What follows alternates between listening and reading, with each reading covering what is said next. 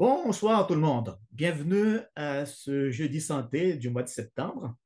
Comme à chaque mois, nous avons le plaisir d'accueillir des invités et d'aborder un thème particulier. Comme vous savez, les jeudis santé, c'est vraiment une activité qui est offerte par le service d'animation du réseau des clubs d'éducation à la santé pour une population active. Le réseau CESPA se veut la référence en matière de promotion de la santé et de saines habitudes de vie.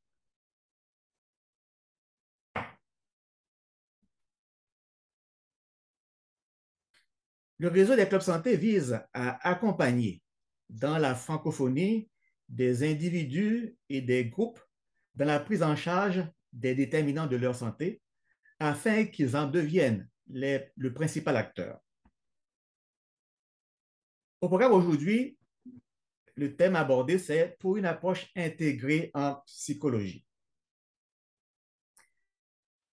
On a fait une brève présentation de ce thème-là. On dit qu'il y a eu Freud, Albert, Reich, donc il y a différents intervenants qui ont fait, comme parsemé la petite histoire et la grande histoire de la psychologie. Et il ne s'agit pas de lancer aujourd'hui une polémique pour savoir quel courant qui est la meilleure. On devrait tout simplement essayer d'étaler à la lumière de données probantes et de recherches cliniques avec des praticiens d'expérience pour dire que parmi tous ces courants et pratiques qui ont cours en psychologie, est-ce qu'on peut arriver à arrimer ces approches-là ensemble pour faire ce que j'appelle une approche intégrée en santé? Donc, l'approche intégrée en santé vise donc à jeter un regard réaliste et critique sur la situation actuelle pour mieux servir les personnes en détresse et d'arriver à mettre en application véritablement cette citation qui maintenant a beaucoup d'âge, mens sana in corpore sano. En d'autres mots, est-ce l'esprit qui mène le corps ou le corps qui mène l'esprit? C'est tout le débat. On va voir que ça peut être également l'inverse, mais actuellement, c'est ce qui est de cours. Les conférenciers invités. Donc, on a la chance d'accueillir Mme Rosine Benjamin, qui est psychologue, et j'interviendrai en deuxième partie comme second intervenant. Madame Benjamin est née en Haïti. Elle a fait ses études primaires et secondaires à l'institution Sainte-Rose de Lima. Elle partit ensuite pour le Canada, où, à l'Université de Montréal, elle obtint une maîtrise en psychologie. Elle a cherché très jeune à comprendre le fonctionnement de l'être humain, les manières de calmer leur souffrance et d'être heureux. Qu'est-ce qui pourrait au mieux aider dans cette quête, sinon le domaine de la psychologie? En d'autres mots, elle n'a pas cherché mille endroits. Puis, voulant approfondir davantage ses connaissances, elle se spécialisa d'abord en analyse transactionnelle, approche développée par Eric Berner, un psychiatre américain d'origine canadienne. Souhaitant alors aller plus loin dans ce domaine, elle suivit une formation en thérapie du deuil, puis en psychotraumatologie avec le MDR. Elle va avoir la chance de nous expliquer c'est quoi le MDR comme spécialisation. Ce sont ces connaissances qui lui ont permis de participer à la fondation du premier centre de psychotrauma en Haïti, après le tremblement de terre de 2010. Psychologue et psychothérapeute depuis plus de 40 ans, elle crée en 1992 avec d'autres professionnels la fondation IDEO, Institut de développement personnel et organisationnel, qu'elle dirige depuis bientôt 28 ans.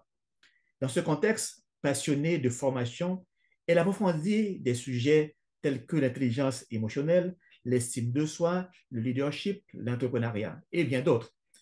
Les livres qui l'ont particulièrement marqué sont La magie de voir grand, également Les 7 habitudes de ceux qui réalisent tout ce qu'ils entreprennent, écrit par le père Richer, et également le bouquin Père pauvre de Robert Kiyosaki. Son idéal de vie est d'aider les jeunes et les moins jeunes à atteindre leur plein potentiel en accomplissant leur mission sur Terre, en réalisant leurs rêves et en atteignant leurs objectifs. Devenue médiatrice pour la paix, elle enseigne depuis 2014 la philosophie de Martine Libertino. Il est très engagé avec cette dernière et d'autres collègues à l'éducation à la paix et à trouver des solutions durables pour aider son pays à sortir de la situation difficile dans laquelle il se trouve. Tout un défi. En ce qui me concerne, je serai bref. Donc, je suis né au Cap-Haïtien et donc au lieu de lire, je vais me résumer, c'est plus facile. Et donc, j'ai laissé le Cap haïtien et après mes études primaires pour entrer à Port-au-Prince parce que mon père a été transféré. Mon père a une carrière de banquier, de banque, et il a été transféré au Cap haïtien et à Port-au-Prince. Et après mes études secondaires, et chez Georges Marc, merci Georges Marc, et j'ai laissé le pays pour aller étudier d'abord en France, puis au Canada, où ensuite j'ai immigré définitivement. Et je me cherchais au début, lorsque j'étais en France et au début dans mes études, c'est ainsi que j'ai entrepris quasiment de front 4 baccalauréats. Je ne sais pas lequel choisir. Donc, j'ai fait un bac en biologie, d'abord en France, ensuite en nutrition, et ensuite en psychologie et en éducation physique. Et là, je me cherchais, j'ai dit, bon, est-ce que je veux devenir psychologue? Pour être psychologue, il faut avoir une maîtrise. Et là, j'ai dit, bon, est-ce que je fais ma maîtrise en psycho? Est-ce que je fais ma maîtrise en éducation physique? Okay, bon. En fin de compte, j'ai fait ma maîtrise en psychologie et j'ai fait une spécialisation en toxicomanie. Okay? Mais je n'aimais pas tellement le chapeau d'être seulement psychologue parce qu'on ne peut pas être membre de 2 ordres professionnels en même temps. Et je trouvais que c'était un petit peu dans ma vision de l'être humain. Je voulais aborder l'être humain dans sa globalité. Et c'est ainsi que j'ai dit que bon, je vais continuer mes études. J'ai fait mon doctorat en didactique de la santé. C'est une approche assez révolutionnaire. C'était la première fois qu'on lançait à l'Université de Montréal. C'était le professeur Larose qui voulait qu'on fasse une synthèse des différents courants en santé et surtout comment accompagner les gens à prendre leur santé en main. Et vraiment, ça cadrait avec mes aspirations. Et j'ai fait mon doctorat en didactique de la santé. Vous savez, il y a les didactiques des mathématiques, la didactique du français, mais nous, on défend ce qu'on appelle la didactique, pas les didactiques. On dit que pour enseigner à quelqu'un, ce n'est pas connaître la matière en particulier, c'est connaître la personne. Donc, on dit que dans la didactique, on défend l'idée que d'abord, connaissons Jean, donc la personne à qui on va enseigner, dans toutes ses facettes. Et après ça, maintenant, à la lumière de ça, maintenant, on irait chercher les éléments de domaine d'études qu'on voudrait lui enseigner, que ce soit les mathématiques, que ce soit le français et autre chose. Donc, j'ai appris à décortiquer ce que moi, comme disait Piaget, pour enseigner à Jean, il faut que d'abord connaître Jean, pas les mathématiques ni le français. Et donc, ensuite, je me suis intéressé aux pratiques alternatives. Et à l'époque, c'était vraiment le débat. On parlait de médecine douce, médecine alternative complémentaire. Et je voulais bien enseigner. C'est ainsi que j'ai été faire un doctorat en naturopathie, qui est une approche synthèse, une approche qui regroupe différentes pratiques alternatives. Et ça me permettait d'augmenter mon niveau de compétence.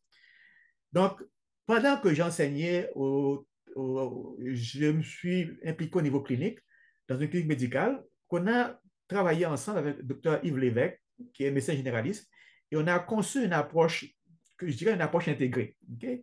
On a été un petit peu les premiers au Québec à parler d'approche intégrée en santé. Et on a même écrit un livre ensemble, et c'était auprès de l'Institut du Québec en 2009, qui porte le titre Pour une approche intégrée en santé. On a présenté notre vision de l'approche intégrée en santé, qui a fait boule de neige, on a été invité dans différents pays, différents forums, pour présenter notre vision de l'approche intégrée en santé. Et donc, actuellement, j'ai voulu poursuivre, qu'on appelle nous, cette vocation d'éducateur de la santé. Et c'est ainsi que dans mon projet postdoctorat, j'ai fait une recherche postdoctorale et c'était comme thème comment mettre en place un dispositif didactique pour accompagner les gens qui veulent changer leurs habitudes de vie. Et c'est ainsi qu'est né le réseau des clubs d'éducation à la santé et prévention active. Lorsque j'ai pris ma retraite de l'UQAM, j'ai demandé à ce qu'on pourrait transformer l'organisme en un OBNL, un organisme sans but lucratif, ce qui m'a été autorisé. Donc actuellement, le réseau CESPA est devenu une entité indépendante de l'UQAM, mais avec toujours des professeurs de l'UQAM qui siègent au conseil d'administration. Et actuellement, on est rendu dans différents pays. On est rendu en Suisse, on est rendu en France, au Québec et en Haïti pour pouvoir remettre, qu'on appelle nous, à la mère patrie ce que j'ai reçu. Et actuellement, on a beaucoup de demandes d'expansion, mais on ne veut pas s'éparpiller. On essaie maintenant de consolider et on est rendu là. Donc, grosso modo, c'est le message. Donc, la psychologie intégrative a été un petit peu mon dada. D'autres mots, dit que j'ai voulu, lorsque j'étudiais la psychologie, on avait différents courants, différents concepts. Et lorsque j'ai vu cela, j'ai dit, est-ce qu'il n'y a pas une possibilité de mettre ça ensemble, d'arrimer ça différemment? Et j'en ai parlé à des collègues. Et actuellement, je sais qu'à Belleuil, la clinique où je pratique, il y a un psychologue qui a mis en application un petit peu ce concept-là et on travaille en collaboration ensemble. S'il nous a été possible de présenter cette activité gratuitement, c'est grâce à la collaboration de nos adhérents, nos partenaires et nos commanditaires qui nous appuient dans notre mission pour une santé durable. Donc, on les remercie. Rappelons que le contenu des santé est accessible sur le compte YouTube du réseau CESPA qui est affiché ici, mais que tous les participants à cette conférence pourront maintenant et juste faire une copie, le mettre sur leur Google et ils vont avoir tout de suite, et ça va ouvrir sur la page YouTube du réseau CESPA et maintenant ils pourront voir les conférences passées, les conférences actuelles. Donc, sans plus tarder, accueillons notre invité dans un premier temps, bien que je ne suis pas besoin, mais ça va être à la première de prendre la parole, donc Madame Benjamin. Donc, bienvenue Madame Benjamin, la parole est à vous. Merci beaucoup, docteur Mani, vraiment pour ces paroles gentilles à mon égard, de m'avoir si bien présenté avec mon parcours. Et c'est vraiment un plaisir pour moi d'être avec vous ce soir et pour parler de la médecine intégrative et de la psychologie intégrative. C'est vrai que, bon, je n'entends pas parler pour la première fois, mais c'est le fait d'avoir à présenter ce sujet avec vous aujourd'hui m'a permis de faire des recherches et réellement mieux comprendre ce que ce concept signifie. Et pour moi, non seulement ce qu'il signifie, comment c'est nécessaire, je ne comprends même pas comment on pourrait travailler différemment. Est-ce que Oui, vous oui. voyez? Donc, alors, j'écoutais avec attention mon parcours quand vous lisiez ma biographie et, et je réalise que tout mon parcours est celui de quelqu'un, d'une psychologue qui a voulu faire la psychologie intégrative. Est-ce que vous voyez? Et je me rappelle quand j'ai fait mes études à l'Université de Montréal, des études classiques, j'ai étudié la psychologie scolaire et je suis restée des années à vivre au Canada. Et quand je suis rentrée en Haïti, j'ai réalisé justement ce que vous disiez tout à l'heure de la spécialisation, des fois une spécialisation en outrance. Et je me suis rendu compte que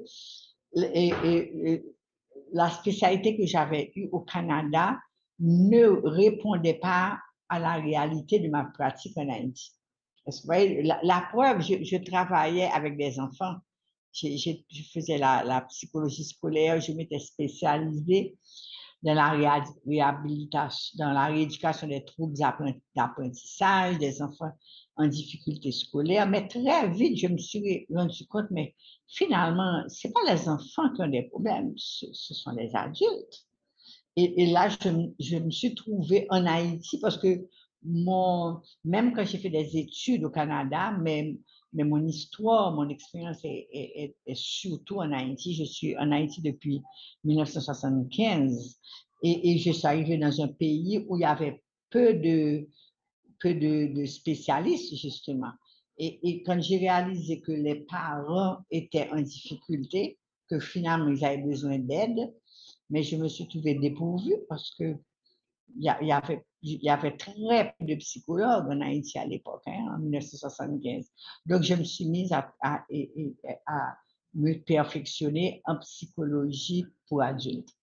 Heureusement, avant de rentrer en Haïti, j'avais rencontré l'analyse transactionnelle, dont j'étais tombée amoureuse. Et c'est comme ça que j'ai pu bon, me perfectionner. Je suis rentrée au Canada après pour pouvoir approfondir cette approche et j'ai travaillé avec les adultes. Mais vous savez, pour réaliser assez vite que finalement, ça ne suffisait pas parce que très bien, je me suis spécialisée avec les adultes, mais l'adulte est un tout. Hein? Il n'est pas seulement un parent, il est un être humain. Et vous savez, j'ai rencontré, bon, pas du tout dans mon parcours de psychologue, mais plutôt j'ai travaillé, j'ai fait des études en leadership, en entrepreneuriat, et j'ai rencontré un homme extraordinaire qui s'appelle Paul Gimet. Il est un spécialiste en leadership. Et avec lui, c'est le premier finalement qui m'a introduit indirectement à la médecine intégrative, à la psychologie intégrative. Avec lui, j'ai appris le concept de la personne totale. Hein? Et alors, il dit qu'on peut considérer l'être humain comme une roue de bicyclette avec 6 rayons. Et chaque rayon est important. OK? Alors, pour parler de l'être humain, d'abord le rayon physique, hein? Parce qu'il parle de richesse, il parle de réussite dans la vie, il parle de succès. Mais le premier aspect du succès, c'est d'avoir une bonne santé physique. Et d'ailleurs, chez nous, en Haïti, en créole, on dit santé, c'est richesse. Oui, Est-ce que vous voyez? oui. Mais avoir de l'argent, ça ne suffit pas. Il faut avoir aussi une bonne santé émotionnelle, avoir de bonnes relations avec les autres. Okay? Donc, on dit amis, c'est richesse. Avoir des amis, avoir de bonnes fréquentation avec les autres. Alors, comme j'aime dire, quelqu'un m'a dit dernièrement, je suis fâchée seulement avec 5 personnes. Mais c'est beaucoup trop. On ne peut pas être fâché avec 5 personnes. Donc, les relations interpersonnelles sont importantes. Et puis maintenant, la famille, avoir de bonnes relations. On dit famille, c'est richesse. Bien s'entendre avec son papa, sa maman, ses frères, ses soeurs, etc. Ensuite, bon, il y a aussi le domaine professionnel et financier. Bon, définitivement, l'argent, c'est richesse. Il faut. Un être humain épanoui qui réussit sa vie, c'est quand même quelqu'un qui a une bonne santé financière. Est-ce que vous voyez? Il y a aussi la spiritualité. Bon. Donc, pour moi, c'est ça aussi la médecine intégrative, la psychologie intégrative. Ça veut dire concrètement que actuellement, d'ailleurs, c'est un mode de relation que nous avons, vous et moi, docteur Mani. Hein, et ça m'est arrivé de suivre en thérapie des personnes déprimées qui habitaient le Québec, pas vrai? Bon, je les ai envoyées à vous pour faire un bilan parce que maintenant, il est reconnu qu'un manque de vitamine D, par exemple, peut être à la base de symptômes de dépression, un manque de sommeil. Au fait, tout est interrelié. Tout est interrelié. Donc, idéalement, réellement, un professionnel ne doit pas travailler isolément. Est-ce que vous voyez, quand nous avons monté en 2010 2011, le centre de psychotrauma en Haïti, nous étions une équipe. Nous travaillons ensemble, des psychologues, des médecins, des psychiatres intégratifs, va plus loin que ça. C'est vraiment travailler en synergie, travailler en interdépendance. Ce n'est pas mon patient, mais c'est quelqu'un qui est venu me voir et pour améliorer sa qualité de vie, sa santé émotionnelle. Et quand il y a une mauvaise santé émotionnelle, bon, ça affecte aussi la santé physique, on le sait, pas vrai? Maintenant, quand j'ai une mauvaise santé physique, une mauvaise santé émotionnelle, mes finances, ça ne va pas. Et quand on a des problèmes financiers, on est très stressé.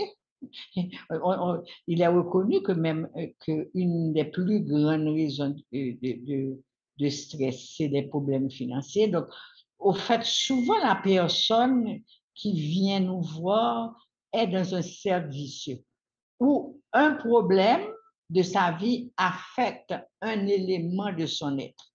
Donc, il est intelligent, il est, je peux dire, efficace d'approcher la personne à travers toutes ses dimensions. Donc, c'est comme ça que moi, je comprends la médecine intégrative. Maintenant, là,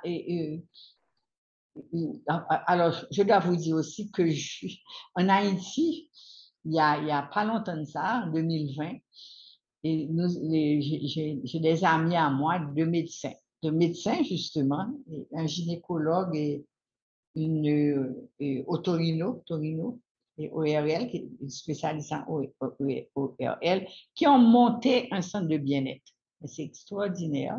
Dans ce centre de bien-être, justement, il y a une prise en charge, je pourrais dire, holistique de l'individu. Mais c'est pas, on travaille à ce que ce soit plus articulé, plus professionnel. Mais dans ce centre-là, on trouve des spécialistes et on trouve des psychologues, on trouve les gens qui viennent peuvent bénéficier de massages, peuvent faire du sport. Il y a un spécialiste en nutrition, il y a un spécialiste en éducation physique, il y en a une qui fait de la natation.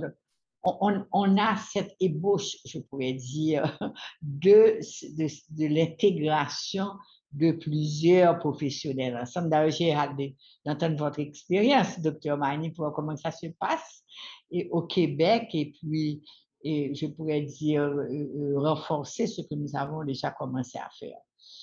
Mais la psychologie aussi, pour moi, doit embrasser cet aspect intégratif. Ouais. Enfin, comme je vous ai dit au début, je m'étais spécialisée en psychologie pour enfants, psychologie scolaire, rééducation des troubles d'apprentissage, mais bien vite, je me suis rendu compte que ça ne suffisait pas. Et c'est pourquoi même un thérapeute ne peut pas ne peut pas se concentrer sur une seule approche. Est-ce que vous voyez? Et donc, vous avez parlé de Jung, de Freud, tout ça. Mais il y en a d'autres. Moi, par exemple, dans mon parcours, je me suis spécialisée d'abord en analyse transactionnelle. Analyse transactionnelle, en tout cas, pour ceux qui sont au Canada, pour moi, c'est une approche psychodynamique. D'ailleurs, Eric Berne était un psychanalyste. Il était un psychanalyste et quand il a été aux États-Unis, bon, il a quelque peu remis en question les théories freudiennes et à San Francisco, avec d'autres collègues, il a fondé l'analyse transactionnelle. Mais après l'analyse transactionnelle, et d'ailleurs ce sont des amis à moi, des Québécois entre autres, qui m'ont accompagné à mes premiers balbutiements. J'ai eu d'autres mentors aussi et qui m'ont permis alors que j'étais déjà en Haïti, de renforcer mes connaissances en analyse transactionnelle et je suis spécialiste maintenant en analyse transactionnelle. C'est une des approches en thérapie que je privilégie. Okay. Mais j'ai rapidement aussi fait la connaissance du EMDR, qui est en psychotraumatologie. Est-ce que vous voyez? Et bon, alors, vous m'avez dit que j'en parlerai, bon, rapidement, bien sûr. Le EMDR, c'est une approche en psychotraumatologie qui a été développée par Francine Shapiro. Alors, vous savez, je pense à votre histoire, à vous, docteur Magny, comment vous avez commencé, vous avez fait 4 bacs, et puis, bon, quelque part, votre idéal, vos désirs vous ont conduit quelque part, mais vos expériences aussi. Et au fait, Francine Shapiro était une psychologue et elle faisait des recherches en thérapie comportementale. Okay? Et quand elle a eu un cancer, elle a été voir justement son médecin, celui qui avait dépisté la maladie, et le médecin lui a fait voir comment le stress renforçait le cancer. Ça veut dire que quelqu'un qui a le cancer doit gérer son stress. Alors elle s'est dit, mais ça c'est vraiment gentil de me dire, va gérer ton stress. Mais qu'est-ce que je dois faire pour ça? Et l'expérience qu'elle raconte dans ses écrits, c'est que elle était en voiture et elle s'est rendue compte que en faisant des mouvements de balayage des yeux, elle se calmait. Bon, alors, elle était une femme chercheur. Et c'est comme ça bon, je vais faire toute une histoire très longue avec d'autres collègues, et ils ont fait des recherches justement sur le mouvement oculaire. Comment, au fait, le mouvement des yeux stimule certaines zones du cerveau. Est-ce que vous voyez? Et c'est comme ça qu'elle a développé cette approche en psychotraumatologie qu'on appelle le EMDR, c'est Eye Movement Desensitization Reprocessing. En tout cas, moi, c'était en 2005. Alors, un aspect important, c'est qu'un professionnel qui prend soin de personnes en difficulté doit avoir une qualité particulière, c'est la curiosité intellectuelle. Et ça, c'est quelque chose qui me caractérise. J'aime, dès qu'il y a une nouvelle information, une nouvelle donnée, une nouvelle approche, je vais voir ce que c'est. Donc, je suis venue au Canada, okay, parce que je suis membre de l'association des, des psychologues du Québec. Donc, j'ai vu cette annonce et je suis venue travailler enfin, apprendre cette approche-là. Mais quand je suis revenue en Haïti, j'étais pratiquement la seule avec une autre collègue médecin à connaître le MDR. Donc, je me suis dit, c'est avoir une population sur le dos avec cette approche-là. Et c'est comme ça, croyez-moi, bon, je n'aurai pas assez de temps pour vous expliquer allons dire, de hasard, entre guillemets, qui n'existe pas un hasard, de coïncidence à coïncidence, de miracle en miracle. On a pu trouver des formateurs qui sont venus en Haïti après le tremblement de terre. Bon, il y a aussi Madame Magloire, en tout cas, il y a plusieurs personnes qui sont venues en Haïti nous enseigner le MDR, si bien que maintenant nous avons une communauté de psychologues qui utilisent cette approche. Mais ce que j'aime avec cette approche, c'est justement une approche intégrative. Au fait, le but, c'est d'aider le patient à se libérer de son passé et de transformer ses souffrances pour avoir un présent heureux. Mais finalement, c'est l'approche de beaucoup de psychothérapie.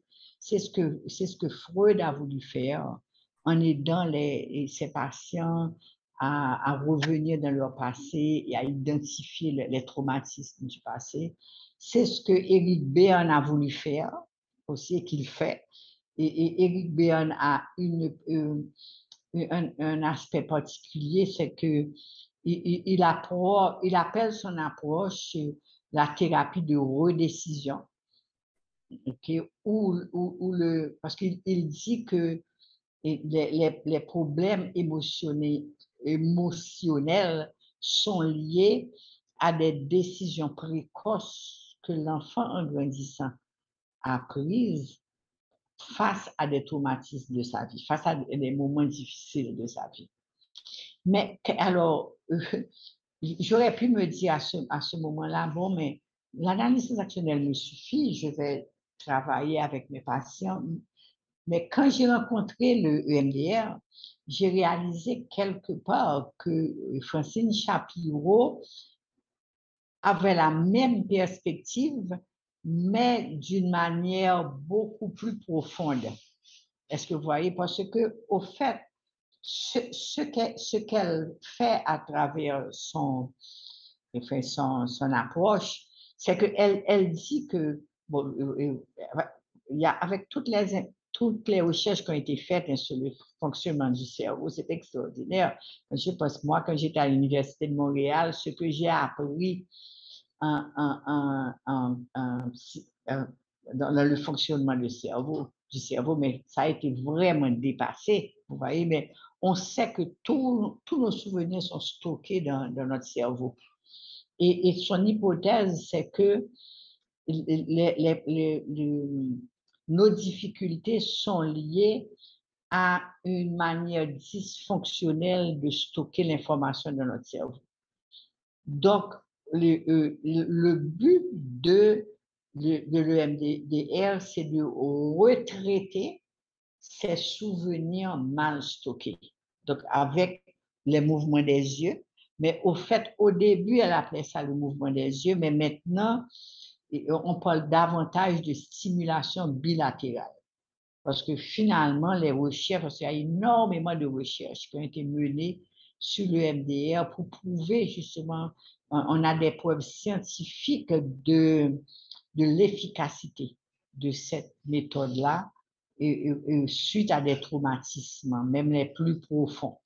Okay? Alors, le but, c'est de provoquer des stimulations bilatérales qui permettent de retraiter, donc de guérir ce souvenir qui est à la base de la souffrance. Mais les recherches ont permis à ces spécialistes en EMDR de réaliser que ce n'est pas seulement les mouvements des yeux, mais la stimulation bilatérale. Et ça peut être un son, ça peut être que le patient va faire des mouvements avec ses yeux, ça peut qu'il va entendre un son à droite, à gauche, ça peut être aussi des tapotements sur son genou. Est-ce que vous voyez? Et c'est pourquoi un des psychiatres qui a vraiment fait une bonne promotion pour le EMDR, c'est David Servan-Schreiber, Oui. dans son livre Guérir. Est-ce que vous voyez? Et c'est pourquoi il a un chapitre dans son livre qui s'appelle Prozac ou Adidas. C'est pourquoi la marche est excellent dans les cas de dépression parce que quand on marche, le pied droit, le pied gauche, le pied droit, le pied gauche, c'est de la stimulation bilatérale.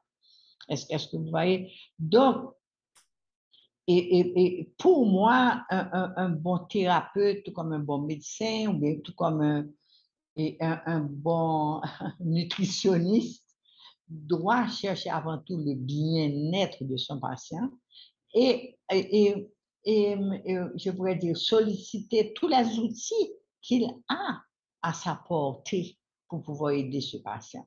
Maintenant, si cet outil-là relève de sa compétence, très bien. Mais si ça ne relève pas de sa compétence, c'est son devoir de faire appel à une autre spécialité. Moi, je suis très à l'aise. Hein. Docteur Nani, on se connaît déjà. Je suis au courant de la médecine fonctionnelle, je collabore j'aime beaucoup, je m'intéresse à la nutrition et tout ça, mais je ne suis pas spécialiste. Je ne vais pas moi-même et proposer une nouvelle diète à un patient. Il est normal que je m'associe à un spécialiste pour le bien-être de cette personne. Alors, je vais vous dire que finalement, ma dernière expérience, et ça a été ma rencontre avec Martine Libertino, où je travaille aussi une philosophie qui aide les gens à guérir aussi des blessures du passé, parce il s'agit de ça. Donc, finalement, pour moi, quel que soit le traitement qu'on peut proposer à quelqu'un, c'est une interaction entre le patient et le clinicien d'abord, la relation qui va exister entre moi et professionnel et celui qui vient me voir et la méthode que je vais utiliser. Et c'est pourquoi, pour moi, il n'y a pas obligatoirement une meilleure méthode. Si on me demande moi-même, à moi, qu'est-ce que tu privilégies comme méthode, moi, je dis, je suis un mélange de analyse transactionnelle, EMDR, et la philosophie de Martin Libertino qui propose une éducation pour la paix. Est-ce que vous voyez? Mais l'important, c'est qu'on soit confortable avec l'approche qu'on utilise, OK? Et de savoir justement, alors, et j'ai lu cette phrase de Jean-Paul Sartre que j'ai tellement aimée, parce que notre but finalement, c'est de guérir le patient de ses souffrances du passé. Okay? Enfin, je parle de ma vision de thérapeute, mais en sachant que ces souffrances du passé, qui sont des souffrances émotionnelles, ont une répercussion dans tous les aspects de sa vie. Sa santé physique, sa santé financière, ses relations interpersonnelles, parce que je suis une passionnée aussi de la notion d'intelligence émotionnelle, comment c'est important de développer son intelligence émotionnelle. Et le tout, au fait, c'est de pouvoir aider le patient à être libre. Et Jean-Paul Sartre disait, la liberté est ce que vous faites de ce qui vous a été fait. Donc, c'est de se libérer de ces souffrances du passé, ne pas adopter une attitude de victime. Après tout ce qui m'est arrivé, c'est normal que je sois malheureux ou malheureuse, mais de trouver des moyens qui existent de se libérer de tout ça. Et pour ça, la médecine intégrative, la psychologie intégrative est une bonne piste qui nous permet d'aider efficacement nos patients. Donc, voilà mon message, docteur Mani. Donc, on te remercie et vraiment, que je pense que ça va bien compléter mon intervention. Et on verra qu'on n'est pas dans, on est dans le même monde, on dirait, et dans le même paradigme comme tel de changement. Donc, sans plus tarder, je vais débuter avec ma présentation. Comme dit le titre, c'est pour une approche intégrée, une approche complémentaire en psychologie. D'autres a dit que le grand chapeau, c'est l'approche intégrée en santé. Et j'aimerais même, avant de débuter, à dire que bien faire sortir cette différence-là entre approche intégrée en santé, parce qu'il y a tellement de discours qu'on appelle nous contradictoires qui circulent. D'accord. Donc, je vais commencer avec ce qu'on appelle nous pour l'approche intégrée. OK? Donc, dans l'approche intégrée, en d'autres mots, donc on va d'abord aborder ce qu'on appelle nous une introduction. L'approche intégrée, c'est quoi? Les composantes de la personne, l'être humain en un tout et conclusion. Puis après ça, je vais entamer comment est-ce qu'en psychologie, on peut faire cette approche intégrée-là. Donc, c'est sûr qu'actuellement, lorsqu'on parle de définir la santé, et tout le monde est d'accord avec un petit peu la définition qui a été donnée par l'OMS, qui est qu'on appelle nous, qui est un état de bien-être physique et mental et social, et pas seulement l'absence de maladie. Tout le monde est d'accord avec cette définition-là comme telle. Par contre, où le bas blesse, c'est qu'il semble avoir maintenant une confusion par rapport à cette vision globale de la personne. En d'autres mots, il dit que est-ce que, même si on dit qu'il faut tenir compte de l'aspect physique, mental et social de la personne, mais est-ce que lorsqu'on parle de globalité, on va voir qu'il y a une nuance à faire. Tantôt, vous parliez de plan, dans le plan social, spirituel, comme tel. On va voir qu'il faut vraiment faire une distinction entre les plans globaux, dans une vision beaucoup plus holistique, et qu'on appelle, nous, une vision plus globale de la personne, donc tout ce qui est lié à la personne même. Okay?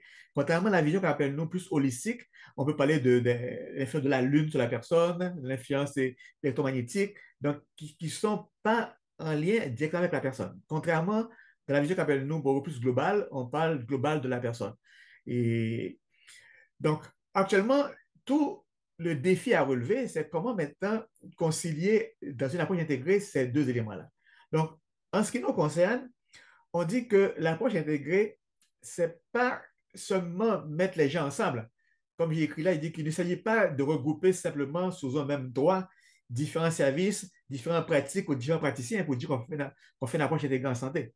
Et par exemple, les gens de Harvard avaient dit que l'approche intégrée en santé, c'est la combinaison des pratiques en provenance de la médecine conventionnelle de celles des médecines alternatives et complémentaires.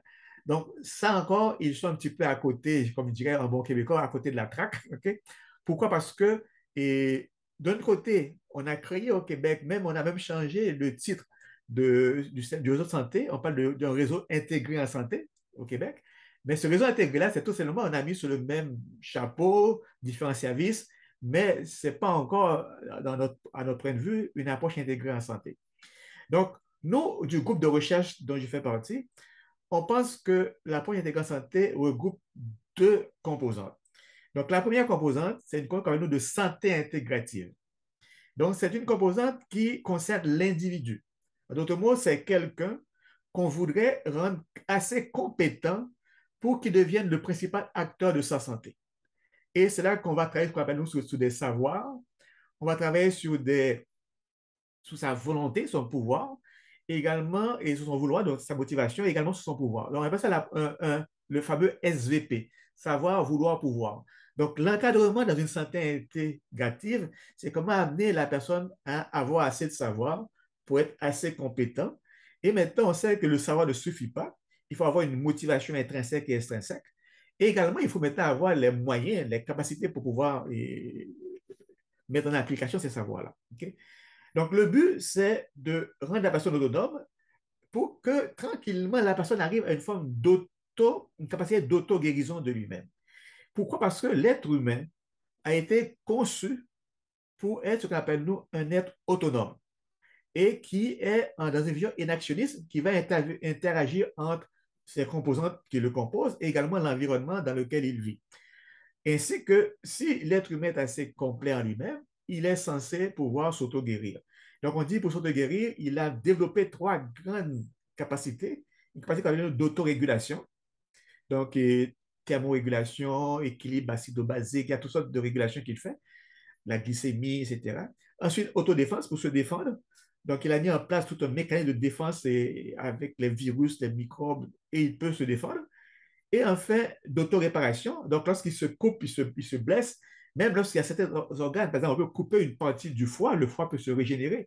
Okay? Donc, d'autres mots, dit que le corps humain a une capacité d'auto-guérison qui est forte. Donc, le but de la santé intégrative, c'est de redonner aux individus cette capacité à se reprendre en main pour qu'ils puissent prendre leur santé en main.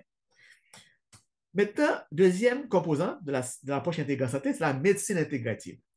Maintenant, qui concerne beaucoup plus des professionnels de la santé et un système de santé, et qui propose maintenant vraiment que la personne soit considérée dans sa globalité et vraiment est unique en soi, et qui va mettre dans un premier temps, en première ligne, une vision qu'on appelle, nous, de santé intégrative. Il dit que, bon, moi, même si je suis en médecine, mon but, c'est également d'amener l'individu à être imputable de sa santé, à prendre sa santé en main. Donc, il faut qu'il aide la personne à se prendre en main, ou bien en référant, ou bien en l'éduquant d'une façon ou d'une autre. Et l'autre partie, c'est de plus, et la vie intégrative, elle aspire combiner de façon harmonieuse et complémentaire des pratiques de la médecine conventionnelle à celle de la médecine traditionnelle. Et lorsqu'on parle de médecine traditionnelle, on parle des médecines qu'on appelle nous, qui sont empiriques, qui ont connu pas mal de, qui sont dans le monde qu'on appelle nous et dans le futur, passé, excusez-moi.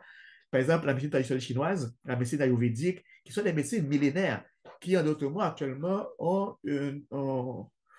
une expertise dans beaucoup de problèmes de santé et qui permettent, et qui, il faut pas mettre de côté. On a remarqué que dans les pays où les médecines traditionnelles sont très fortes, comme aux Indes, comme en Chine, et la santé est de meilleure qualité. Okay? Et donc, elle prône une collaboration des différents professionnels qui aspirent à se mettre au service de la personne pour son mieux-être en le considérant comme un patient partenaire, principal acteur de sa santé. Donc, pour la médecine intégrative, il ne devrait pas avoir des médecines, mais bien une médecine, soit celle regroupant les meilleures pratiques accessibles, donc socialement acceptables, efficaces et non iatrogènes, c'est-à-dire qui n'ont pas d'effets secondaires néfastes pour la personne. Donc, ça, c'est ce qu'on appelle nous les deux grandes composantes de l'approche intégrée en santé. Okay? Donc, maintenant, si on prend toujours l'approche intégrée en santé, l'AIS propose une médecine qu'on appelle nous à 4P. Une médecine personnalisée, prédictive, préventive et participative, et qui tient compte des quatre composantes de la personne. Okay? Et c'est là que lorsqu'on parle de la personne, on dit que c'est des choses sur lesquelles la personne, l'individu, a un certain contrôle et sur lesquelles il est imputable. Okay? Donc, il y a la composante énergétique, qu'on va voir tantôt, la composante biochimique, la composante mentale et la composante physique.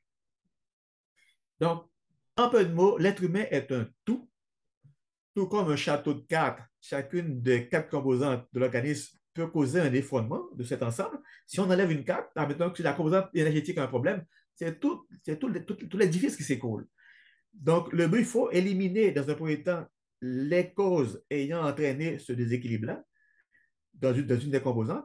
Dans un deuxième temps, il faut rétablir maintenant la structure, refaire le château de cartes. Et en fait, dans un dernier temps, maintenant, il faut maintenant maintenir cet équilibre-là pendant un temps assez long. C'est un peu ce que prônait ce qu'on appelle nous les trois préventions. La prévention primaire, secondaire et tertiaire. Qui appelle nous l'avant, le pendant et l'après. Donc, avant un déséquilibre, pendant un déséquilibre, puis après un déséquilibre. Qu'est-ce qu'on fait? Okay? Donc, c'est ainsi que la santé mentale est tributaire de la santé physique, mais également de la santé énergétique et également de la santé métabolique. Okay? Donc, conclusion, l'AIS se situe dans le coin constructiviste qui pense qu'il faut que l'être humain est toujours en train de se construire et qui est autonome, sur laquelle la réalité n'est pas unique, mais plutôt construite par la personne qui l'observe. Chaque individu, qu'on appelle nous, reçoit l'information de l'environnement et fait son propre monde intérieur. Okay? Il existe une réalité propre. Les expériences passées, les valeurs et la culture se répercutent sur l'idée que se fait la personne. Donc, d'autres mots, on dit que on ne peut pas voir quelqu'un, l'être humain est vraiment le reflet de qu'est-ce qu'il a perçu, qu'est-ce qu'il a vécu, et on n'a pas le choix lorsqu'on veut la soigner. La perspective constructiviste aide à comprendre pourquoi le médecin et le patient ont parfois des visions différentes, mais doivent collaborer pour trouver une solution aux problèmes de santé. L'auteur a dit que même si le médecin est dans son monde et maintenant cherche le microbe, cherche le limite, souvent la personne dit, mais non, non, c'est pas ça qui est mon problème. Et maintenant, il y a toujours, qu'on appelle nous, une distorsion entre les attentes et les besoins. Donc, les attentes qu'on appelle nous de la personne face au thérapeute et les besoins réels que cette personne-là vient chercher et qui, des fois, qu'il ne reçoit pas. Donc, on va maintenant passer à la partie de ce que moi j'appelle la fameuse et pour une approche intégrée, une approche complémentaire. Donc,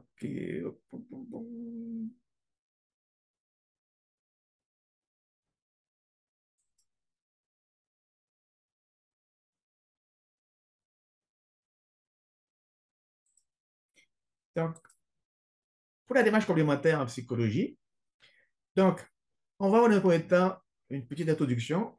On va passer sur de la psychosomatique à la somatopsychique.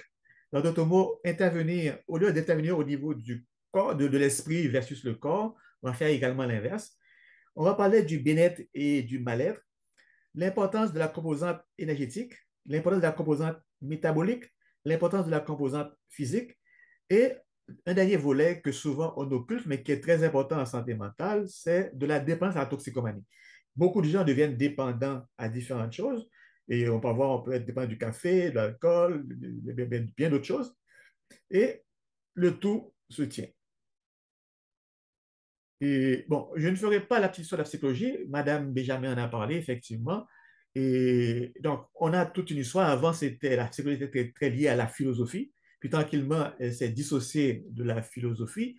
Et maintenant, il y a le fameux, depuis le temple de Delphes, on dit qu'on parlait de connais-toi toi-même. Et c'était la première partie qui portait les gens à faire une introspection pour savoir d'où ils viennent, où ils vont, etc. Mais il y a eu encore d'autres auteurs, comme des catégories qui ont apporté leur au moins. Mais on peut dire que les grands penseurs qui voulaient vraiment renouer avec la tradition d'Aristote, de se connaître soi-même, moi, j'ai beaucoup été influencé par des auteurs comme Canon, Sellier, Laborie, Rich, Lawrence, Simonton et toute une lignée qui ont vraiment ont recadré la psychologie d'une façon spécifique. Donc, donc, lorsqu'on parle de la psychosomatique à la somatopsychique, en d'autres mots, c'est de dire, est-ce que lorsqu'on va intervenir sur quelqu'un, est-ce qu'il va intervenir d'abord sur son mental, sur ses pensées, son esprit, ou bien est-ce qu'il va intervenir sur son corps? Okay? Donc, pendant longtemps, c'était cette dualité-là, dit que corps-esprit, est-ce que j'interviens au niveau somatique et psychologique, donc avec des psychothérapies, avec de l'écoute active, etc. Donc, il y a toute une série d'approches. Ou bien est-ce que j'interviens sur des approches beaucoup plus qu'on appelle nous corporelles? Et on va voir qui, par exemple, tantôt on parlait de MDR, qui est une approche corporelle, parce que bon, les mouvements des yeux, et par là, comment, par l'approche corporelle, avoir accès à l'esprit. Okay? Maintenant, pour rester dans l'approche intégrale santé, je pense il y a une logique de ces quatre composantes-là du corps. Donc, la composante énergétique, biochimique ou bien métabolique, et émotionnelle ou mentale et physique. Et il y a une logique, on appelle ça, c'est la mère qui nourrit le fils. En d'autres mots, on ne peut pas dire je vais travailler sur la composante mentale et tout de suite sans ne pas vérifier si les deux autres composantes en amont sont en équilibre. Un peu comme le château de cartes qu'on parlait tantôt. Okay. Donc, pour pouvoir faire une approche intégrative en psychologie, il ne faut pas seulement se limiter à la composante mentale de la personne, mais également aller voir les trois autres composantes. Donc, avant d'entamer maintenant les composantes, et lorsqu'on parle du bien-être ou mal-être, parce que j'aime, au lieu de parler de maladie, je pourrais parler d'un bien-être global et un mieux-être et un mal-être. Donc, quelqu'un qui est bien dans sa peau, c'est comme il n'y a pas de douleur, il n'y a pas rien, il se réalise bien dans sa vie, on peut dire que c'est quelqu'un qui a un certain bien-être. Okay? Ou on parle également de mieux-être. Donc, en d'autres mots, tout le monde vise un mieux-être pour arriver à ce bien-être-là. Okay? Mais malheureusement, il y a beaucoup de gens qui n'y arrivent pas, alors c'est le mal-être. On est mal dans sa peau. Okay? Okay. Donc, en psychologie, on avait tendance à classer cette échelle de bien-être au mal-être à différentes qu'on appelle nous états. Il y a les états de burn-out que les gens consultent et souvent les gens se confondent. On va les voir séparément. Il y a l'état d'épuisement, l'état d'excitation. Prenons d'abord le burn-out. Souvent, il y a beaucoup de gens qui sont en burn-out, mais qui ne le savent pas. Okay? Le burn-out, c'est comme quelqu'un qui est en excitation et il mène plusieurs dossiers et tout, en d'autres mots, on dit souvent qu'il brûle la chandelle par les deux bouts, mais il ne le voit pas. Okay? Mais malheureusement, il s'en va tranquillement vers l'épuisement. Okay? Et tant qu'on ne l'arrête pas, il faut l'arrêter, il faut dire, wow, mon gars, tu fais trop. S'il ne s'écoute pas, c'est là qu'il tombe dans la deuxième étape qui est l'épuisement. Okay? Donc, le sujet maintenant est dépassé par la réalité et tranquillement maintenant, il va tomber dans l'épuisement. Okay? Et c'est là qu'on va voir que tranquillement, l'épuisement va amener à une forme, on va voir tantôt à la dépression directement. Mais entre les deux, il va y avoir qu'on appelle nous des cycles, qu'on appelle nous des cycles d'excitation, où la personne maintenant commence à faire des manies, commence à avoir des différents comportements un petit peu bizarres. Et on parle souvent chez les enfants des cas d'hyperactivité, mais qui est une forme d'excitation. Et après ça, il y a une ondulation. On fait du in-out. C'est qu'un petit peu la bipolarité a dit qu'on est excité, on est déprimé. On est excité, on est déprimé. On joue entre les deux.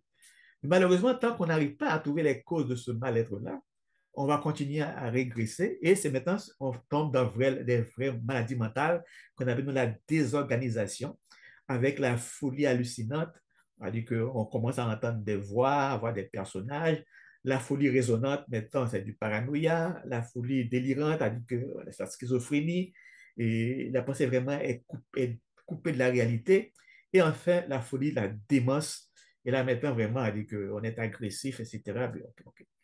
Donc, ça, c'est un petit peu, appelle-nous la fameuse spirale qui peut aller vers le bas si vraiment on ne fait pas une approche globale de la personne. Donc, j'essaie d'illustrer qu'on appelle nous et cela avec qu'on appelle nous un petit schéma, dit que la santé, si vraiment au début, les gens y allaient par instinct.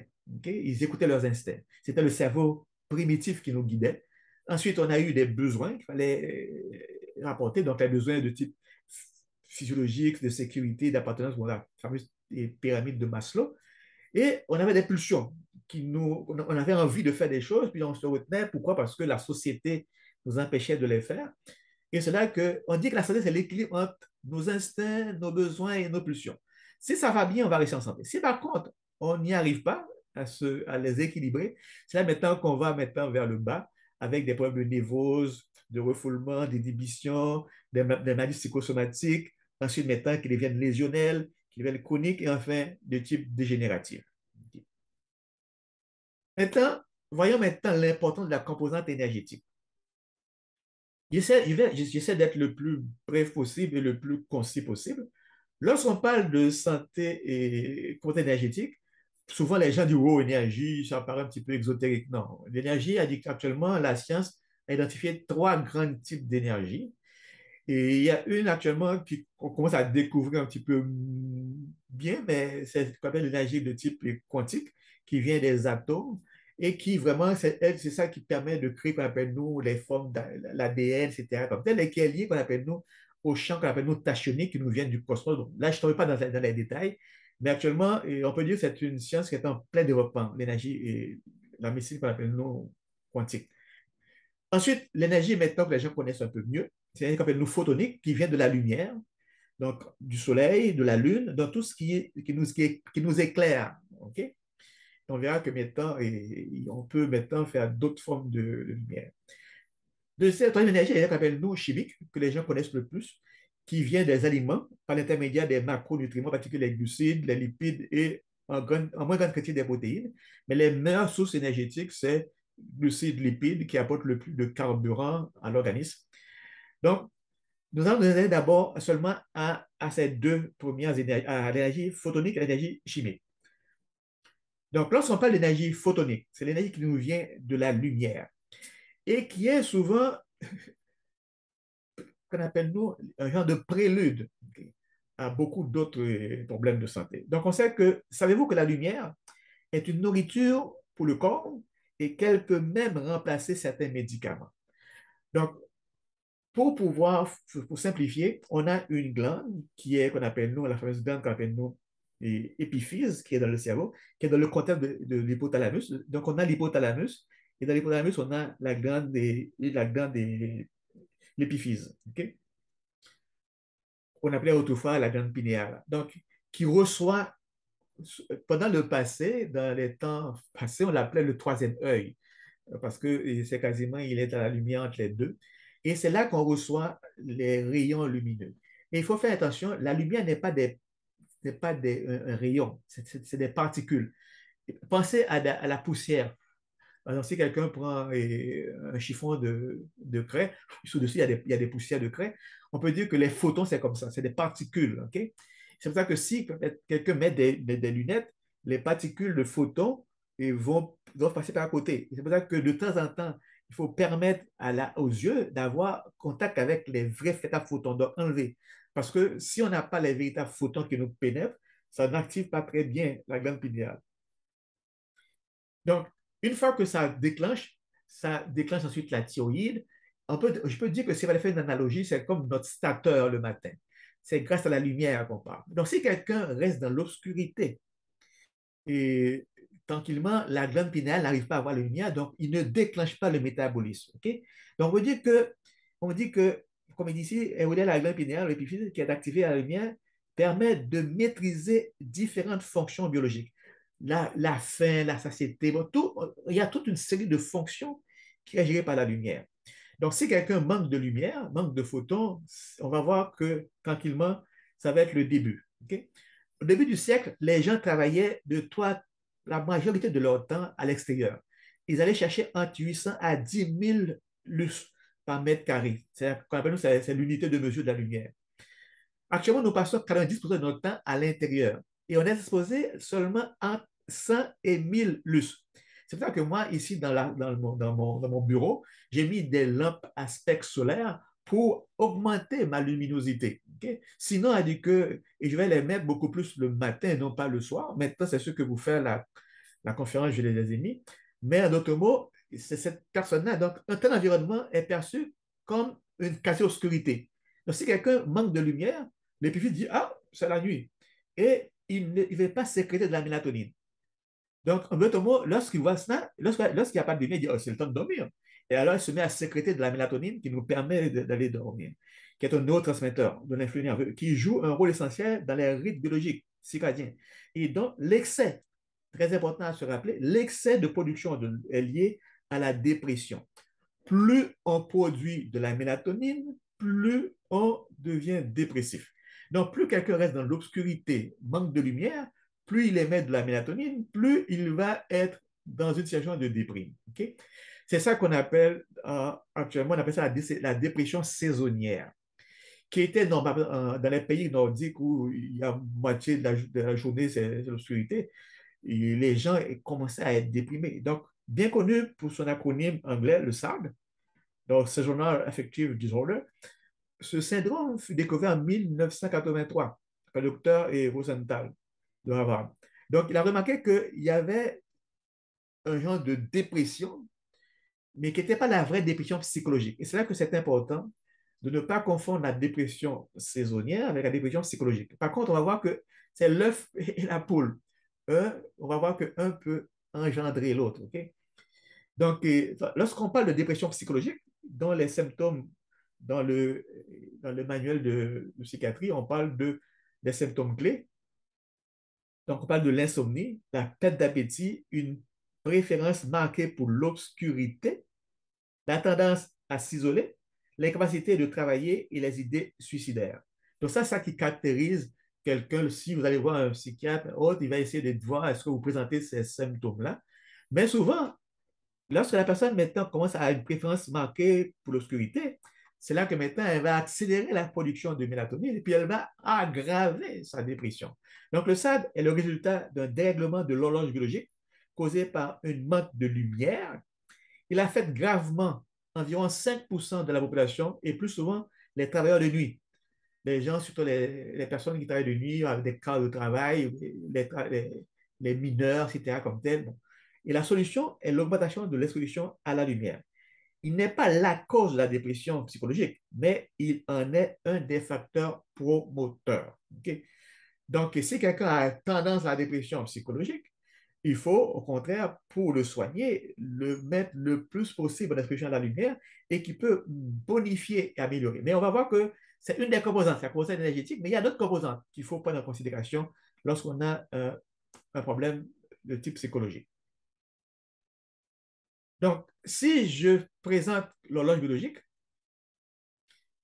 donc ça, c'est l'horloge qu'on appelle nous des gens qui vivent, qu'on appelle nous de l'hémisphère nord, comme nous.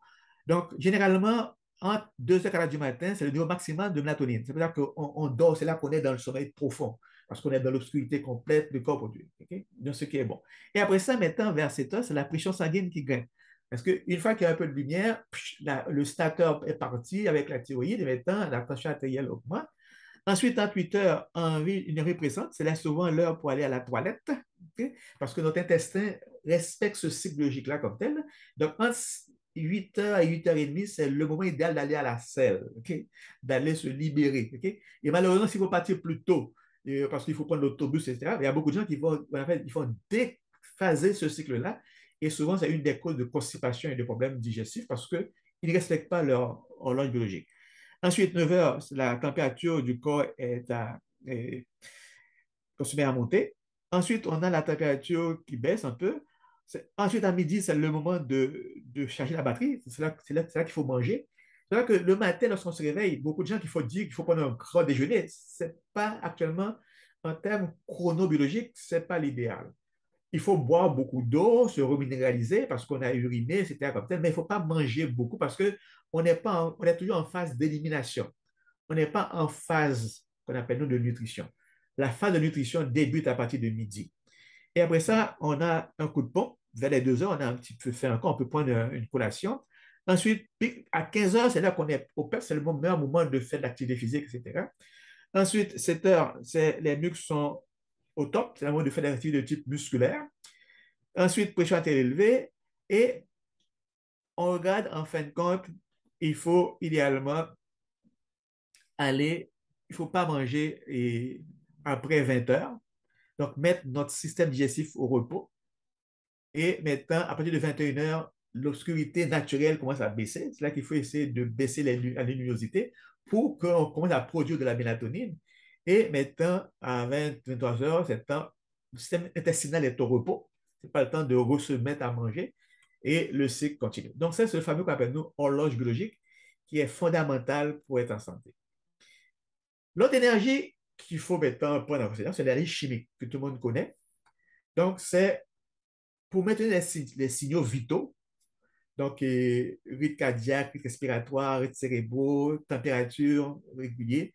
Comme vous savez, on est des êtres à sang chaud. Donc, il faut garder notre température aux alentours de 37 degrés. Et pour que ce sang-là ait 37 degrés, ça prend des calories. Okay? C'est ça qu'on appelle nous le métabolisme de base. Donc, on reste couché pour être toujours en vie. Donc, le cœur bat, on respire, le cerveau continue à faire ses cycles. Il faut avoir un minimum de calories. Donc, pour la femme, c'est aux alentours de 1100 calories et pour l'homme, aux alentours de 1800 calories. Mais ça, c'est seulement pour une position qu'on appelle de repos.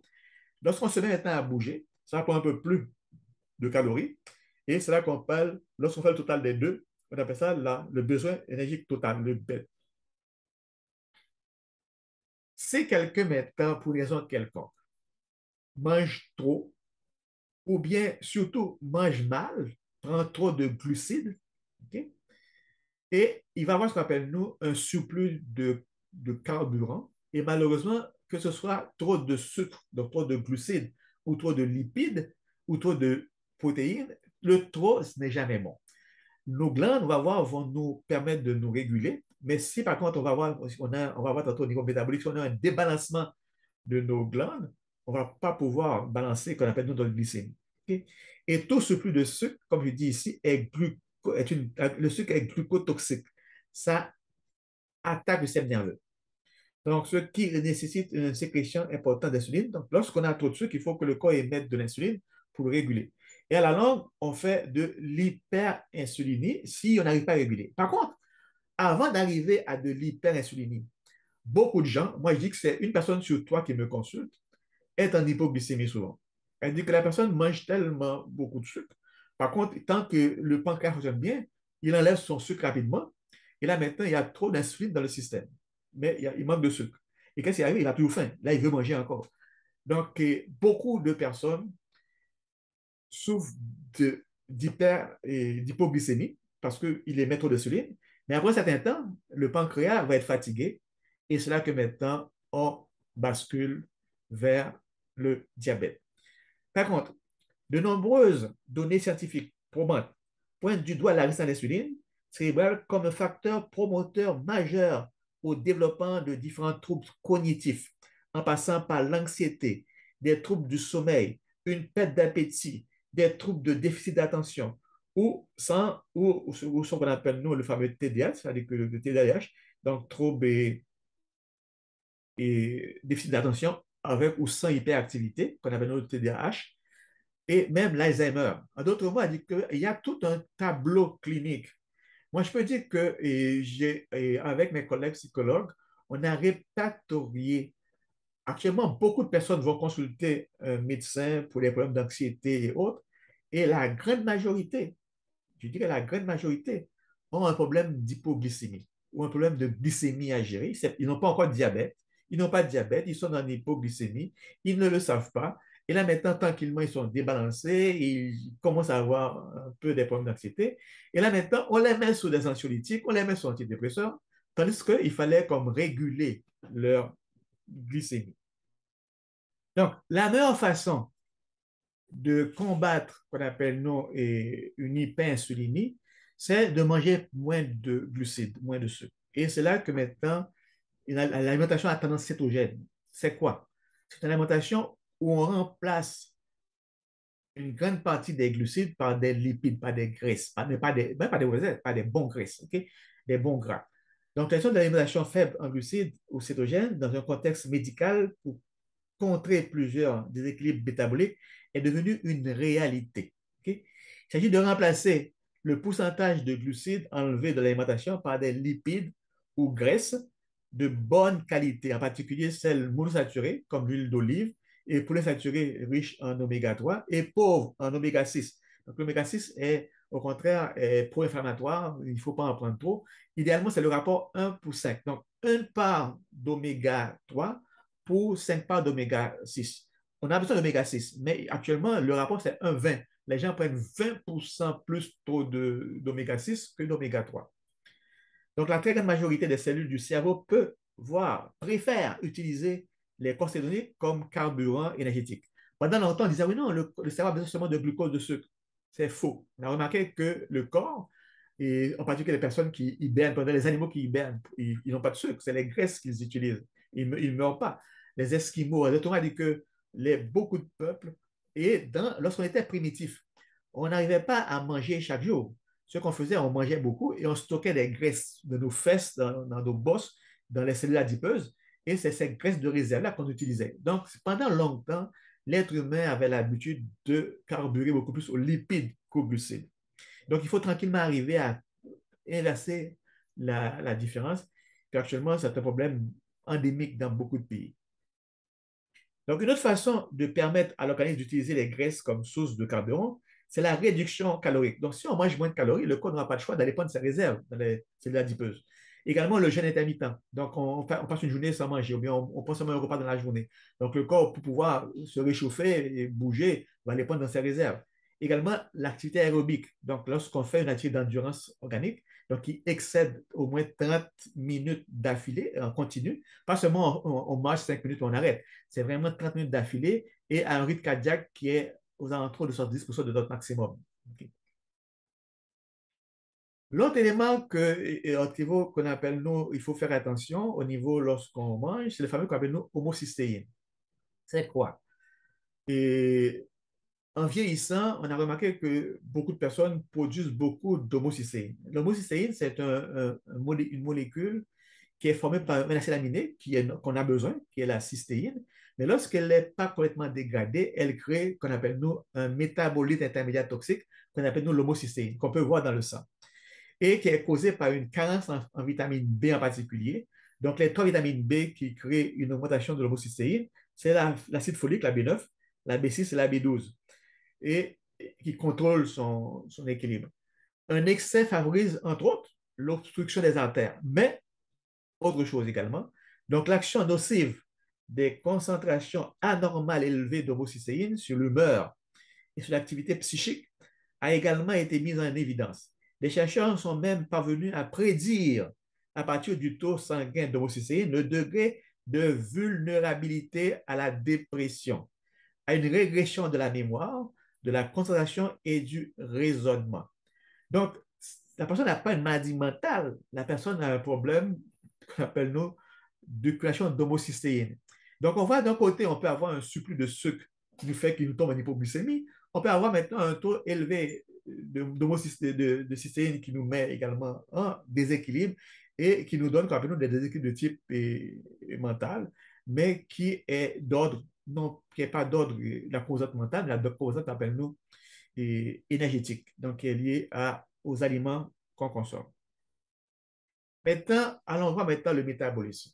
Bon, l'homocystéine est une partie indirectement, c'est que maintenant, c'est bien beau de manger, c'est bien beau de prendre tout ça, mais il faut que ça fonctionne, il faut que ça circule.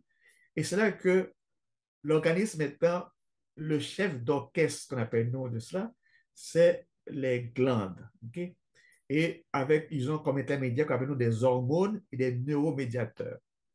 Donc, si disons, on peut dire que c'est le système nerveux appelé végétatif, comprenons le système sympathique et orthosympathique. Donc, pour faire une histoire courte, on a un système nerveux qu'on appelle nous central, qui est le cerveau, et qui comprend, on va avoir trois parties, qui a une partie en bas, qu'on appelle nous l'hypothalamus, le limbique et le cortex, qui est la zone frontale. Okay?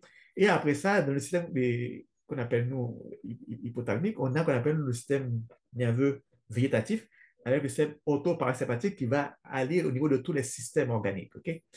Et par contre, le chef d'orchestre, comme on dit très bien, et que c'est et pour pouvoir faire circuler les affaires, ça prend qu'on appelle nous les, les glandes avec leurs hormones. Okay? Donc, les fameuses glandes, on a déjà parlé de la glande des pituitaires, et on a la thyroïde, on a le thymus, on a le cœur, qui est une glande actuellement, mais qui n'est pas exocrine, donc qui ne met pas d'éléments. Mais par contre, actuellement, on a découvert qu'on appelle nous des facteurs de sécrétion du cœur. Le système qu'on appelle nous les surrénales, avec les deux parties, le pancréas, les ovaires et les testicules.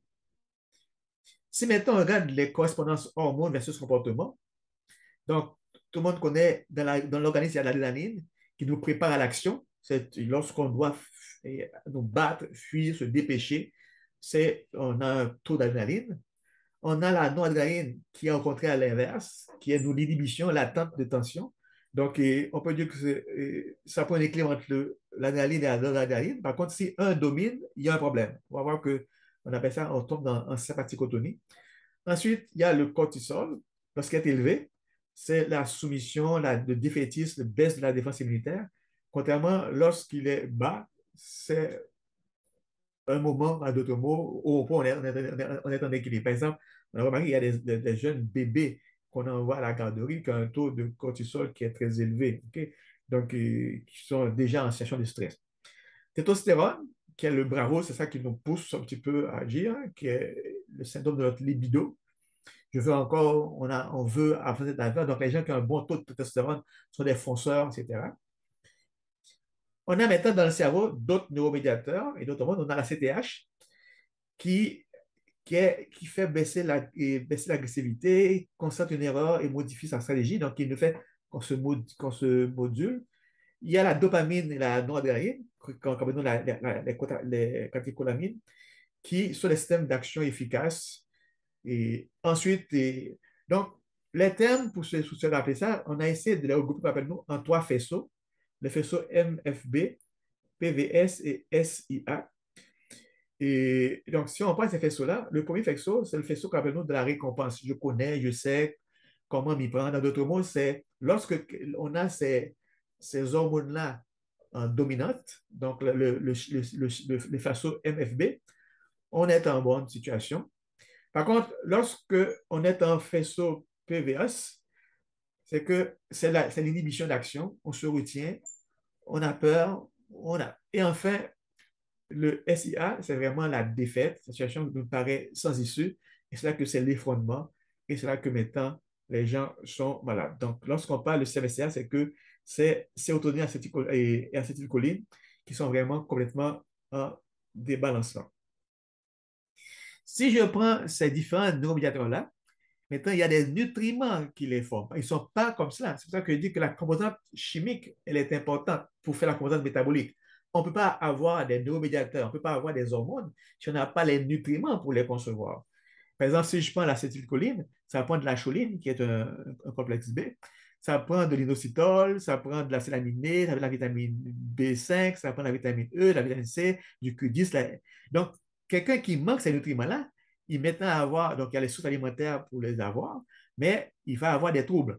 Donc, troubles de la mémoire, il va avoir maladie d'Alzheimer, donc différents symptômes vont apparaître. D'où l'importance qu'il faut que l'aspect métabolique soit en équilibre avec les différents nutriments dont il a besoin. Le complexe B joue un rôle très important au niveau du système nerveux et aussi au niveau régulateur des neuromédiateurs. Donc, il faut aller chercher. Donc, il y a tout un tableau clinique qu'il faut vérifier, l'insomnie, toute digestion. Lorsqu'on les a, on peut voir lesquelles les vitamines ont un problème. Et maintenant, il faut aller chercher les aliments qui les contiennent. J'ai dit aux gens, avant d'aller chercher des bouteilles de vitamines, il faut d'abord aller chercher dans l'alimentation ce dont on a besoin. Parce que les nutriments sont en synergie. Un complète l'autre. Notamment, lorsqu'on prend une bouteille, il n'y a pas l'élément synergétique, souvent. Et il y a également, qu'on appelle nous, les plantes adaptogènes. Donc, il y a des thérapeutes qui ont utilisé, qu'on appelle nous, certaines plantes. J'en ai mis donc l'usage de certaines plantes en compétition avec les thérapies hormonales de substitution. Donc, lorsque quelqu'un a un débalancement hormonal, au lieu de vous donner un supplément hormonal, de l'estrogène, de la testostérone, on peut aller utiliser des plantes. Moi, personnellement, j'utilise beaucoup les plantes qui sont des adaptogènes. Donc, on a démontré depuis longtemps que la prise de 80 mg d'isoflavone de soya pendant 2 mois pouvait rétablir une activité hormonale oestrogénique chez les femmes âgées en moyenne de 56 ans. Donc, les femmes qui débutent leur ménopause, qui ont des bouffées de chaleur, etc., comme tel, on les met sur une hormone de substitution, les plantes adaptogènes en particulier d'isoflavone qu'on retrouve dans le soya, ça rétablit. Donc, on leur donne des hormones synthétiques et même qu'on appelle des hormones bioidentiques. Et moi, je préfère d'abord, dans un premier temps, utiliser ce qu'on appelle nous les plantes adaptogènes.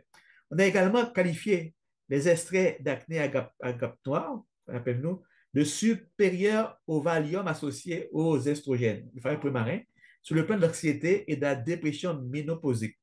Donc, lorsqu'on donne l'acné agape noir, ça permet de compenser, qu'on appelle nous, des problèmes, au lieu de donner, qu'on appelle nous, de mettre la personne sur du Valium et sur autres. Okay. Des travaux scientifiques confirment des vertus comparables du millepertuis aux antidépresseurs du type IMAO, donc les inhibiteurs qu'on appelle nous de monoamine oxydase. Son action sur le système nerveux central se double d'une sensibilisation des récepteurs de sérotonine et de noradrénaline. D'autres mots, en plus d'être un régulateur qu'on appelle nous un antidépresseur, le millepertuis a un effet qu'on appelle nous de capter, qu'on appelle nous le flux de sérotonine et de noradrénaline. Donc, par contre, les piliers de la santé métabolique, donc les maladies chroniques comme l'obésité, le diabète de type 2, le syndrome métabolique lié aux habitudes de vie, ont habituellement comme origine principale l'hypersécrétion d'insuline et la résistance à l'insuline. La meilleure façon de s'attaquer à la source de cette problématique est d'améliorer son alimentation en réduisant les apports en glucides, en particulier les sucres et produits raffinés. Ça, c'est la première chose. Il faut combattre l'hypoglycémie. Okay? Après ça, maintenant, cependant, l'alimentation n'est pas la seule habitude de vie qui est importante. En effet, l'activité physique, la gestion du stress, le sommeil, l'exposition au soleil, comme on a vu, le contact avec la nature, okay? L'environnement électro-biopsychosocial, entre autres, contribuent de manière significative au bon fonctionnement du corps humain et à une santé globale. Et enfin, maintenant, la composante physique. Donc, pour les éducateurs physiques, les kinésiologues et surtout les bioénergéticiens, qui est une approche en psychologie corporelle, le corps humain n'est pas simplement un moyen d'expression neutre des problèmes et des structures psychiques individuelles.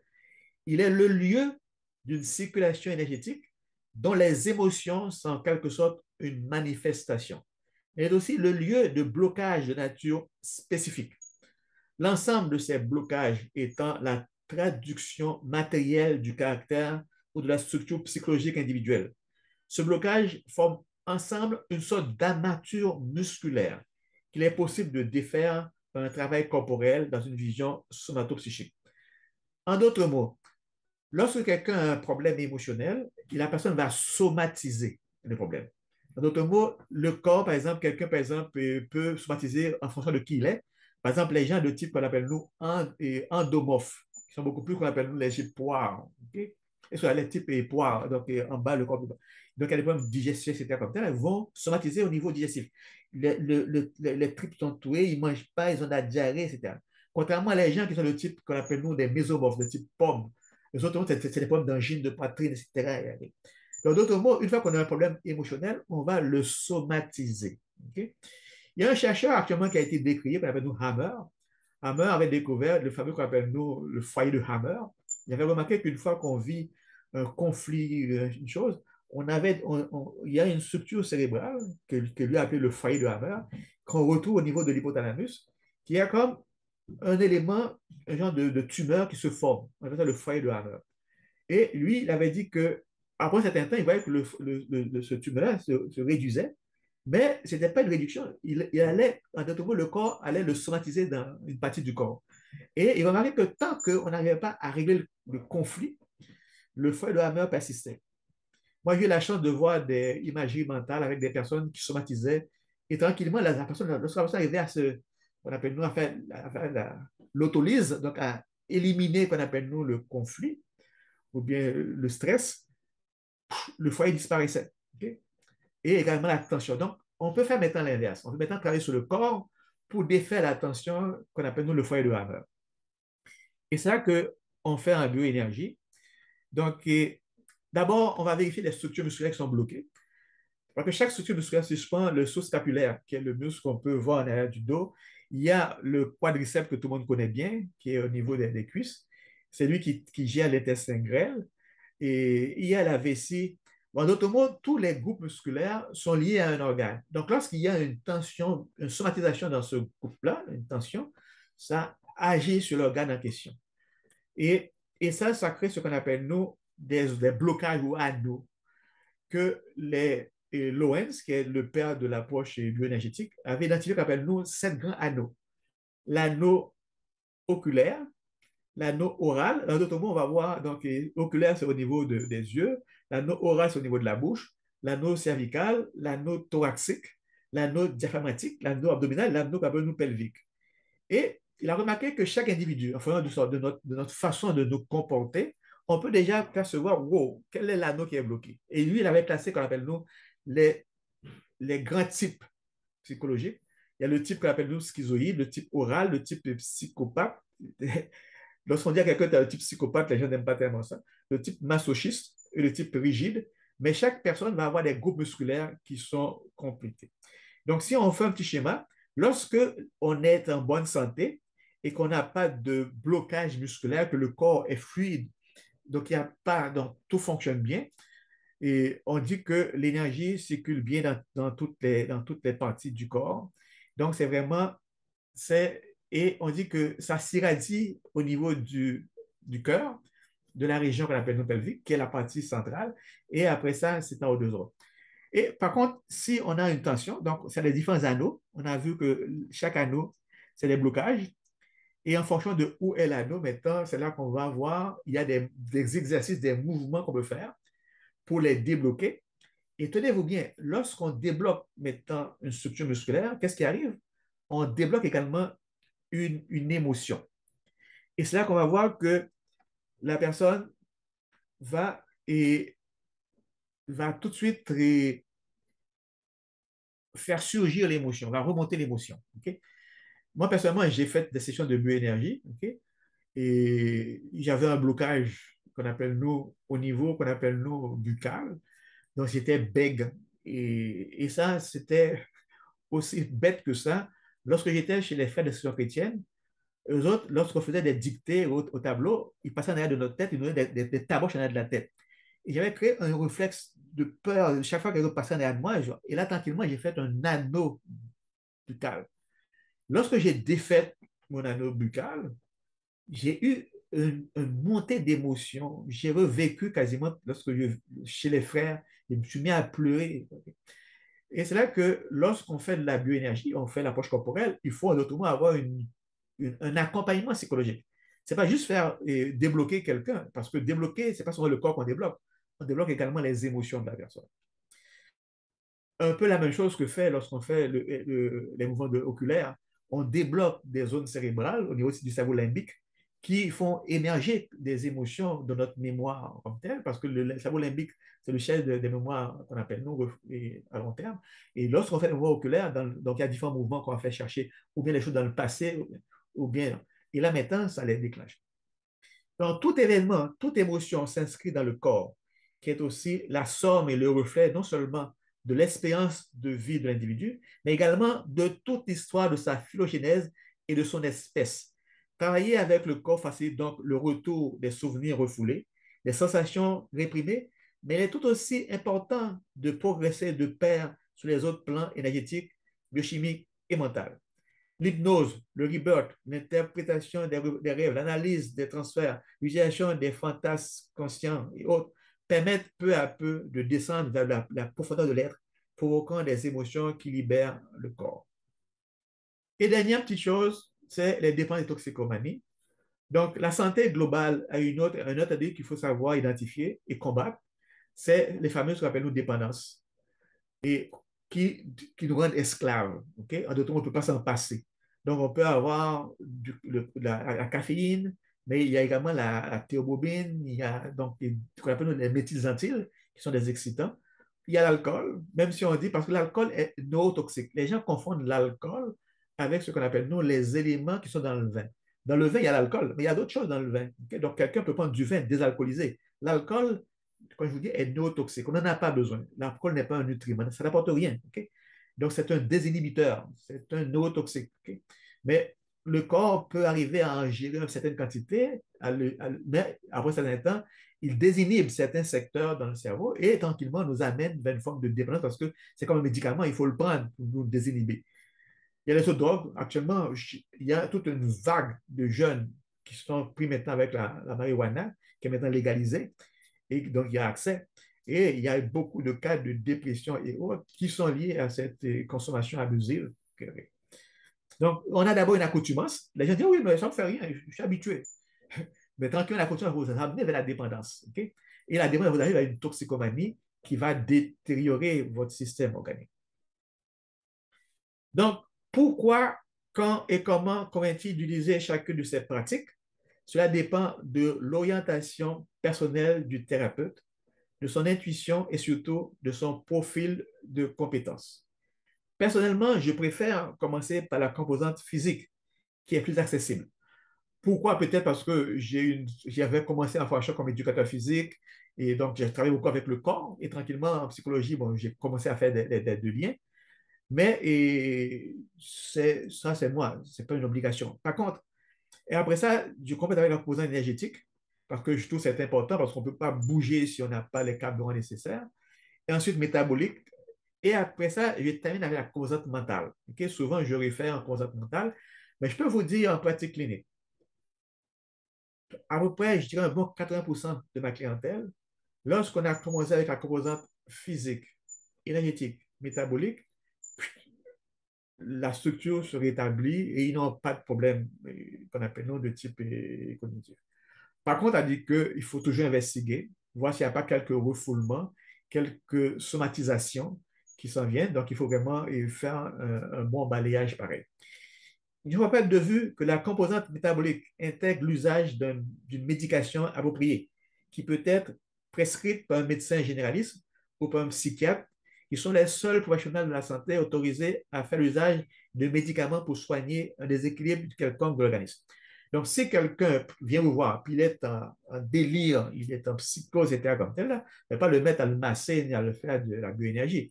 Ça lui prend une médication et c'est là que c'est le psychiatre qui peut prescrire ou bien le médecin généraliste. Donc, moi, la clinique a dit qu'il faut d'abord que la personne soit stabilisée en termes émotionnels par une médication. Et après ça, tranquillement, on intervient avec d'autres outils.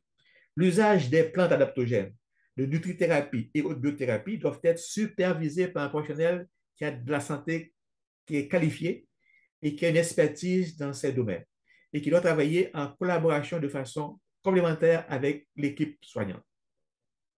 Donc, c'est un petit peu long. J'ai passé à travers ce qu'on appelle, nous, une approche complémentaire en psychologie. D'autres mots, dit que le psychologue qui a une vision complémentaire et qui a des outils peuvent ajouter des outils à son arc, des codes à son arc. S'il ne les a pas, maintenant, il faut qu'il aille travailler avec des gens qui connaissent bien la composante énergétique, qui connaissent bien la composante qu'on appelle non métabolique et qui connaissent bien la composante physique. Et, et là, maintenant, on fait une équipe. Donc, actuellement, l'équipe idéale, c'est une équipe qui a des intervenants qui connaissent bien ces quatre composantes-là. Il n'y a pas besoin d'avoir toutes les pratiques parce qu'il faut une différence entre, j'appelle nous la boîte à outils et la compréhension, la stratégie. Donc, quelqu'un peut dire, moi, je fais beaucoup de la composante énergétique, et là, maintenant, il vérifie la notion de lumière, etc. Et donc, chacun, on a qu'on appelle. Et on peut aller chercher d'autres outils, okay? Mais généralement, on est assez bien. Et par rapport à les quatre composantes du corps qu'on a vu, ok, par rapport au qu'on appelle, nous, dans ton intervention, tu parlais de plan spirituel, plan social, etc. Oui, C'est là, bon. Et la différence entre les deux, c'est que, comme je disais, les composantes sont des composantes sur lesquelles on a une certaine influence et sur lesquelles que surtout la personne concernée est la première personne qui a à intervenir. En d'autres mots, lorsque je parle d'alimentation, de lumière, je peux lui dire quoi faire, mais c'est à lui d'aller prendre de lumière. C'est lui. Okay, okay. oui, C'est là qu'il rentre dans une santé intégrative. En d'autres mots, on ne peut pas faire une médecine intégrative si la personne n'est pas prête à faire une approche de oui, santé intégrative. Parce que beaucoup de gens ont tendance à devenir dépendants des professionnels. En d'autres mots, ils remettent leurs problèmes. oui, oui. Je m'appelle, lorsque j'étais à l'université, on avait un prof qui nous a fait un jeu, ils appelaient ça le fameux le singe. Okay? Il avait apporté à un cours un petit singe. Okay? Et il le met sur le bureau. Okay? Et là, pendant tout le cours, le singe gigotait, c'était comme tel. Puis après ça, il est parti, puis il a laissé le singe sur le bureau. Puis tout le monde dit, qu'est-ce qu'on fait avec? Le singe courait partout. Puis là, il est revenu. Il dit, c'est exactement ça qu'il ne faut pas faire. Il dit, lorsqu'un patient vient vous voir, il vous apporte son singe et il vous explique son problème. Mais assurez-vous qu'il parte avec son singe. Oui, Il ne faut pas qu'il vous oui, le laisse. oui, oui, oui. Et je dis souvent, il y a des thérapeutes qui ne dorment plus parce Oui, qu'ils ont plusieurs singes à gérer. oui, en effet. Ils ont tout un zoo à gérer comme ça. Oui. J'ai beaucoup aimé justement le savoir, la prise en charge. Le patient est responsable de son bien-être. Tu sais, mais actuellement, bon, en Haïti et dans le monde, c'est pas seulement en Haïti, on traverse un moment difficile et les gens ont tendance justement à se victimiser et à se complaire dans la dépression parce que, bon, c'est normal par rapport à tout ce qui se passe. Et moi, mon message, c'est que notre bien-être, nous en sommes responsables. Que ce sont des choses comme ça qu'il faut véhiculer pour que les gens prennent l'habitude. Donc, je vais vous remercier.